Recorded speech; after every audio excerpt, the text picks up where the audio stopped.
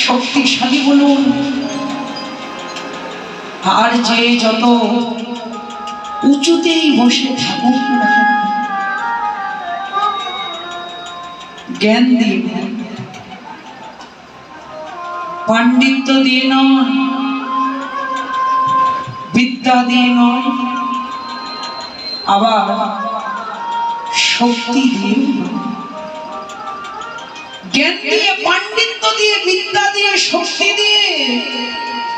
ঐশ্বর্য দিয়ে কোনদিন ভগবত তত্ত্ব আস্বাদন করা যাবে না। ভগবান কৃপা করে যাকে আস্বাদন করা, আস্বাদন করব, কিঞ্চিত যোগ্যতা যদি কাউকে